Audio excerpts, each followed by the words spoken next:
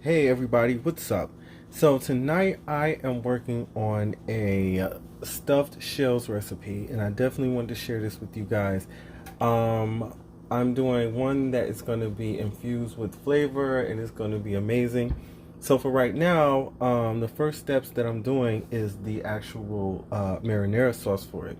So as you can see, I have some roasted garlic that I roasted earlier, and I have a medium onion that I diced. And so the first thing I'm gonna do is remove this. I'm gonna take my preheated pan that's already been getting good and hot for us. Put some olive oil in there. I like to swirl it around because I like to try to make sure that everything is coated for the most part before we start to put any of the veggies or anything in there. So now we're gonna put our onion in there. Oh, there we go. And then we're gonna start to at least separate them because you want them to kind of be spaced out a little bit, not too much. And as you can hear, the fire isn't too loud. You don't hear a super loud applause because I didn't want the pan to be too hot. I don't want to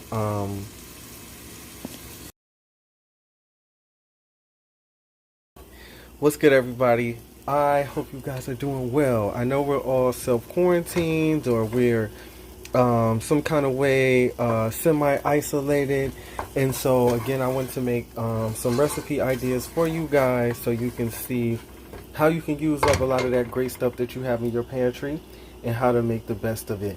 As you can see back there, that's what is in here. I have a medium to large, kind of more towards the larger side, onion that I diced up. And you can see it's already kind of translucent already. And then some of those other chunks that you see came from here, which is some roasted garlic that I did earlier. So now I'm making a roasted garlic. It's also some oregano in there. And so I just cooked this all down. I'm going to hit it with some Himalayan sea salt. And then once I do that, I'm going to put some diced tomatoes that have some basil in there, as well as some crushed tomatoes. And I'm going to put that all together and let that start to simmer. I have a pot of water coming to boil, and that's going to be for the actual shells themselves. And then I'll show you guys how I get into the ricotta mixture for the stuffing of the shells. But I'll be back, all right? Alright guys, so now that our onions and oregano and that roasted garlic is cooked down, I seasoned it with a little bit of Himalayan pink salt and some freshly cracked black pepper. Now the next thing I'm going to add to it is my sauces, and I cheat sometimes with a little bit of Classico because I love their fire roasted tomato and garlic as well. So now what we're doing, we're going to put in our diced tomatoes first. These diced tomatoes also have basil in there. A basil and a little bit extra oregano, I think. I have to look at the label. I took it off for video purposes. So then we're going to let that start to come to, you know, a little heated situation. And we don't even have to wait for it to come before we start to incorporate everything else. So now those are the diced tomatoes. Next we have some crushed tomatoes, and we put it in there. And then we have our cheat, which is our Classico, and some of that fire roasted goodness that comes with that. So now this is going to be basically our sauce for the stuffed shells. So now this can start to simmer and get good, and all those flavors could marry. I usually would taste it maybe once it starts to come to a slow boil. I'll try to give it a taste to see if it needs anything. And usually it doesn't, but sometimes it might need a pinch or two of salt or something like that. Maybe a little hit of black pepper again, but we'll see how that goes. So this is going to start to come up to a simmer. Next thing we know, our water is going to come up to a boil so that we can boil those shells.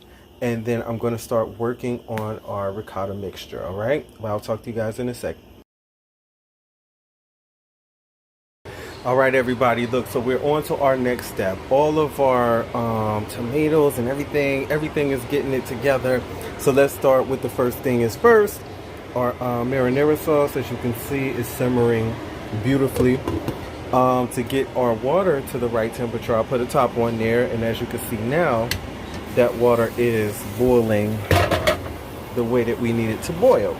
And so what I'm also going to do is to go ahead and put some salt on there. So I want it salty as the sea before I put my pasta in there, so that the pasta absorbs all of that good saltiness. And so then with our ricotta mixture, the ricotta mixture is, as you can see, the ricotta under the bottom. It's a 32-ounce container of it. Then you see we have our beaten egg. You don't want to put your egg in there and then have to beat it. It's too much. So we got the beaten egg, we got the Parmesan cheese, some of that good roasted garlic that we made earlier, some frozen spinach, which has been all the way rinsed out, pull all the water out of it, squeezed all the water out of that. And then we have some fresh parsley, which has been, of course, rinsed really good and then processed, chopped up and everything like that. And so I'm gonna mix all of this good stuff up, get the pasta shells in the water and get that process started. And then once they're done, we'll start the assembly of the pasta shells itself. All right, I'll talk to you guys in a minute. All right, everybody, so we're moving right along to the next step. And I wanted to share something which I thought was a great idea.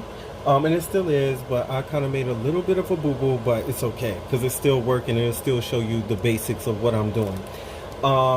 Usually I will use the spoon technique when I take it out of the bowl and put it into each shell. Something that I found ingenious was to put all of your ricotta mixture in a plastic bag, cut off the tip. As you can see, mine's a little wider than I wanted it to be. And then you just fill up each shell, you know, out of the plastic bag.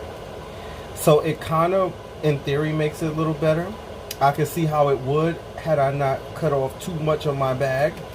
But there you have it. So that's the next step, to stuff all of the shells with the spinach and ricotta mixture.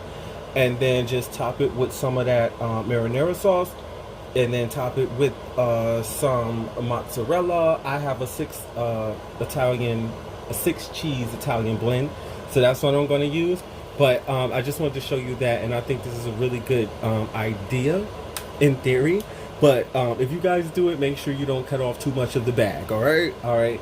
So I'll show you. I'll keep you guys posted with the next step and the next step. All right. So I'm going to fill all the shells, and I'm going to top it with the tomato sauce, and I'm going to top it with the 6 cheese blend. All right, I'll talk to you in a minute. All right, guys, so all of our shells are stuffed, and so the next step is to just basically, cover them with the marinara sauce that we have. Sorry, it might get a little bit messy. But yeah, make sure they're good and covered. I like saucy. I don't like it to be dry. I like a good sauce on there. And then once we did that part, we're going to put on our shredded cheese, which I told you guys I have like a 6 cheese Italian blend.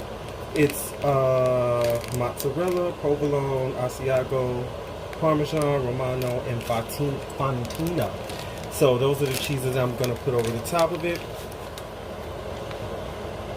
There we go with that.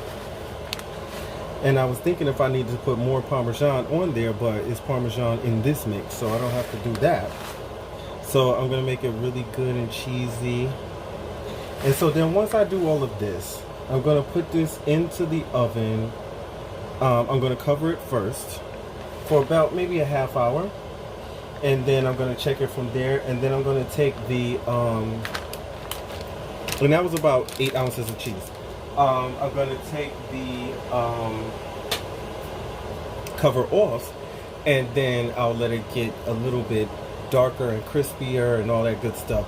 But there we are. I'll show you guys the finished product in a sec. All right, everybody, this is our final product. This is our stuffed shells. So after about an hour, 50 minutes to an hour, this is what you have. So as I told you guys, the first thing I did was put it in there. I covered it with foil. I let it go for about 30 minutes, and then I took the foil off because I love that rustic look.